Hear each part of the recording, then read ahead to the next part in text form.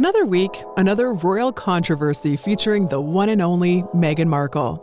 It feels pretty common at this point that something scandalous is brewing for Meghan, but this time she might be in some legal trouble. Leaked text messages from a former royal aide have created quite an obstacle for Meghan and her court battle against the British tabloids. Are we surprised that Meghan is in trouble again? Not really, but let's get into it. Long story short, it seems like forever since Meghan began her legal fight against the British tabloids, so we don't blame you if you've forgotten a few details. Let's have a small recap so we can fully understand why she could be in some serious trouble. Way back in 2018, the Mail on Sunday and Mail Online published a copy of a private letter sent from Meghan to her father 3 months after she married Prince Harry. Their relationship had already been pretty rocky, so to have those personal details exposed to the world was the final straw. Meghan wasted no time and sued tabloid publisher A&L. She claimed that the leak breached the Data Protection Act, wrongly used private information, and copyright infringement, basically a long list that claimed the tabloids were wrong and intrusive. In May 2021, a judge ruled in Meghan's favor, and she essentially won her entire claim. What really sealed the deal was that the former communications secretary to the Duke and Duchess of Sussex, Jason Nauf, denied writing the letter for Meghan, which proved that it belonged to her and not the crown. After the decision was made, A&L had to pay almost all of Meghan's legal fees, which was about $627,000, and the rest was to be paid later on. The Mail on Sunday also had to print a statement on their front pages, but that was paused so they could make an appeal. This is where things get interesting. The appeal was made, and it was all because of that former secretary. In some scandalous leaked text messages between himself and Meghan, he now claims that she knew the letter was going to be leaked the whole time. But why would this change his mind? And what does that mean for Meghan? Well, sit back and get comfy. This is a juicy one. Who even is this guy? Jason Nauf used to be an important aide to Meghan and Harry. When the original lawsuit was happening, he seemed to keep quiet about any conversations with Meghan that would influence the trial. If anything, it seemed like he was supporting her. However, his tune changed dramatically, as he testified in a witness statement that she wrote the letter to her father completely aware that it was at risk of being leaked. In the exposed text exchange, it shows that Meghan deliberately crafted the letter with the expectation that her father may release the letter to the tabloids later on. For example, Meghan ended each page partway through a sentence. This meant no page could be wrongly presented as the end of the letter. It also explains why she chose a letter in the first place, so it couldn't be edited in a way that would present her in a wrong light.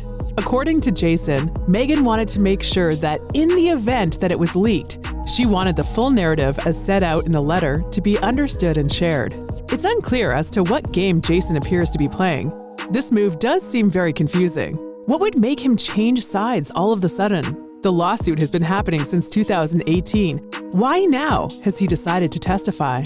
Other documents were also released, which showed that a close source close to Jason contacted A&L after they lost the lawsuit, claiming that he regretted not giving evidence. He wanted to remain neutral, which seems like an odd stance to take given that he was so close to Meghan and Harry that he attended their wedding ceremony. But Jason has always seemed to be pretty good with his timing, and it just seems a little bit suspicious. In an email to Prince William's private secretary, he alleged that Meghan had bullied 2 PAs so badly that they quit. He also apparently received report after report of unacceptable behavior from Meghan. However, these claims came to light just days before Meghan and Harry's tell-all interview with Oprah Winfrey. The couple responded, and they weren't at all surprised by the accusations. They slammed the 7-year-old claims, stating that they were only released to undermine them as they were about to address the world on their important personal experience. So, there was already some bad blood between Jason and the Duke and Duchess of Sussex. Another thing that makes his intentions questionable is the fact that he went to work for Prince William and Kate Middleton. In 2019, Jason was hired as the Chief Executive Officer of William and Kate's Royal Foundation. He is now set to stand down from this position, but he's been described by the Duke and Duchess of Cambridge as an integral part of the team who made positive changes, and they were sad to see him go. This all seems very weird, right? Jason clearly did not have a good relationship with Meghan and Harry in the first place. In particular, he seems to have had the biggest issue with Meghan given the complaints he would make against her directly to Prince William. He also seemed to run in the same close circles with William and Kate, close enough that he was a valued employee that they highly praised. Let's not forget that Harry and Meghan have a fractured relationship with William and Kate following the dramatic exit from the royal family. So does that mean that Jason has always had an agenda against Meghan and he's out to help the royal family bring her down?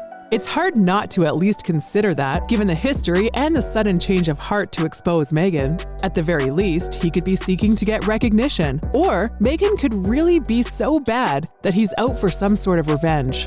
Whatever Jason's true intentions are, Meghan could be in some trouble now. What does this mean for Meghan? Since Jason has dropped that bombshell, Meghan could be at risk of losing her lawsuit after all. Solicitors for A&L believe that they have a good cause to go against the Duchess of Sussex. Jason was a trusted member of the royal staff and held a high-ranking position as CEO of the Royal Foundation. The solicitors also have confidence in Jason as a witness because his statement has been careful not to include evidence of matters beyond his own personal knowledge. Overall, it seems like it would be very hard for Meghan to challenge Jason in court, and her win might be short-lived. There also might be some legal trouble in Meghan's future too, as failing to provide important information can land a person in hot water. An intentional hiding of evidence from a court is illegal. So the big question now is, did Meghan just forget about the text exchange with Jason? Or did she purposely hide it and hope that he would never come forward?